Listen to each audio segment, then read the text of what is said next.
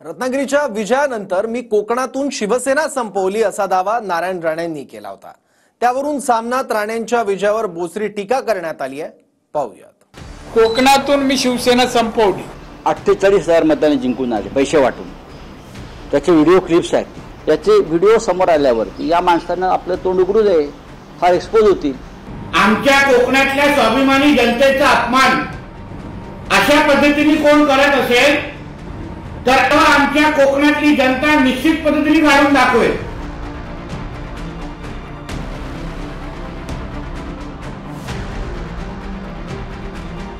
रत्नागिरी सिंधुदुर्गात मिळवलेल्या विजयानंतर राणे विरुद्ध शिवसेनेत वाकयुद्ध सुरू झालंय।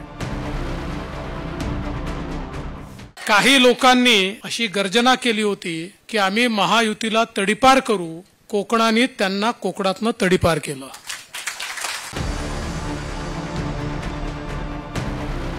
काल फडणवीसांनी आणि त्याआधी राणेंनीही कोकणातून ठाकरेंची शिवसेना हद्दपार केल्याचा दावा केला। त्यावरून सामनातून राणे हे विजयानं नम्र होण्याऐवजी हिंस्त्र झाल्याची टीका केली गेली आहे। भाजपचा आकडा महाराष्ट्रात 9 वर आला। यातले काही घातपाताने किंवा अपघाताने जिंकले। त्यातील एक महामानव म्हणजे रत्नागिरी सिंधुदुर्गचे खासदार नारायण राणे। मरतुकडी महेश ध्यानीमनी नसताना गाभण राहावी तसा त्यांचा विजय आहे।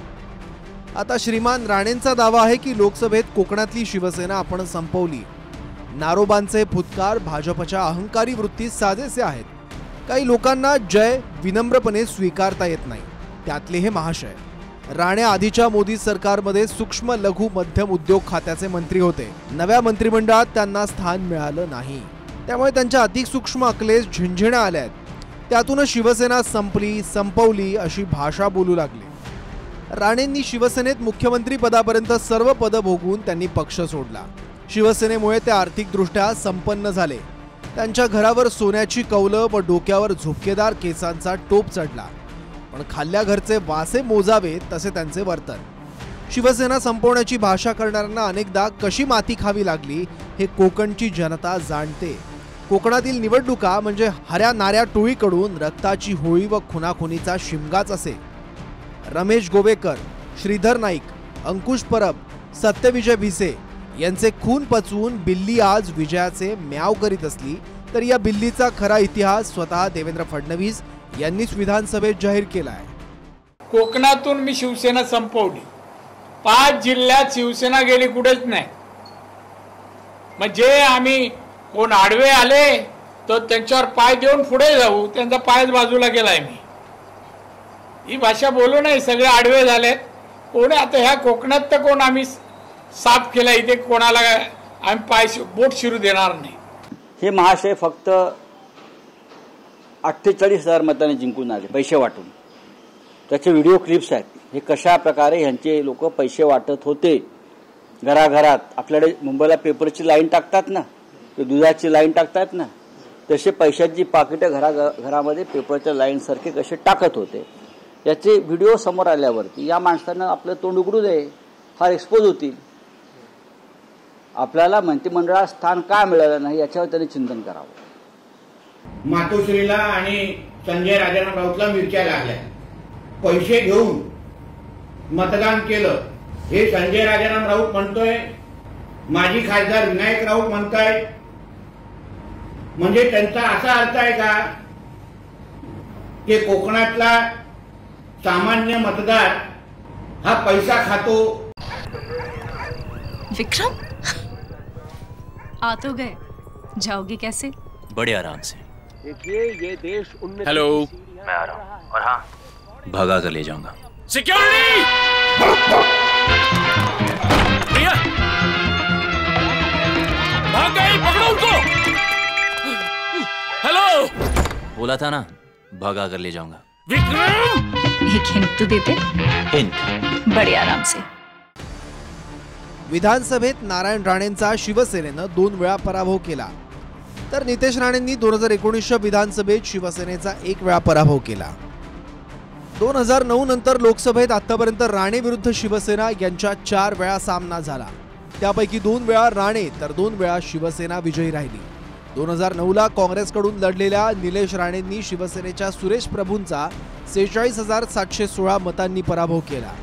त्यानंतर 2014 मध्ये शिवसेनेच्या विनायक राऊतांनी काँग्रेसकडून उभ्या असलेल्या निलेश राणेंना 1.5 लाखांनी पराभूत केलं.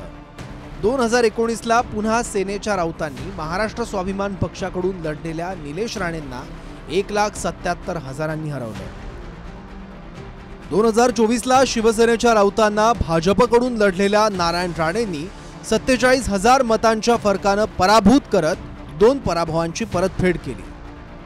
रत्नागिरी सिंधुदुर्ग लोकसभेत कणकवली, सावंतवाडी, कुडाळ, रत्नागिरी, चिपळूण आणि राजापूर विधानसभांचा समावेश आहे.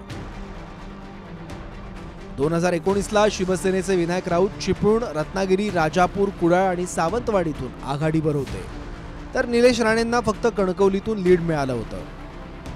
2024ला मात्र विनायक राऊतांना रत्नागिरी, चिपळूण आणि राजापूर या 3च ठिकाणी लीड मिळू शकलं, तर कणकवली, सावंतवाडी आणि कुडाळमध्ये नारायण राणे आघाडीवर राहिले. कणकवलीतून नितेश राणे, सावंतवाडीतून शिंदे गटाचे दीपक केसरकर आणि कुडाळमधून ठाकरे गटाचे वैभव नाईक आमदार आहेत. या तिन्ही मतदारसंघात राणेंनी 1,10,000 मतांची आघाडी घेतली आहे, तर रत्नागिरीत शिंदे गटाचे उदय सामंत, चिपळूणमध्ये अजित पवार गटाचे शेखर निकम आणि राजापुरात ठाकरे गटाचे राजन साळवी आमदार असलेल्या भागात विनायक राऊतांना 51,135 इतकंच लीड घेता आलं. मवियाच्या एका मतदारसंघातून राणेंनी लीड घेतलं, तर विनायक राऊतांनी महायुतीचे आमदार असलेल्या 2 मतदारसंघातून आघाडी घेतली. मनोज लेले, TV9 मराठी, रत्नागिरी.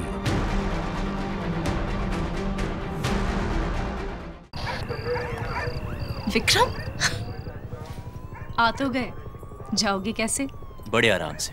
देखिए ये देश हेलो, मैं आ रहा हूँ. और हाँ, भगा कर ले जाऊंगा. सिक्योरिटी! भैया, भाग गई, पकड़ो उनको. हेलो, बोला था ना, भगा कर ले जाऊंगा. विक्रम! एक हिंट तो देते. हिंट. बड़े आराम से.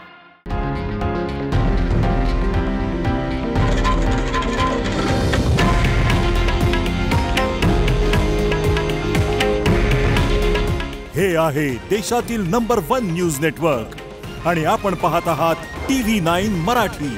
काळजी तुमची, हित महाराष्ट्राचं.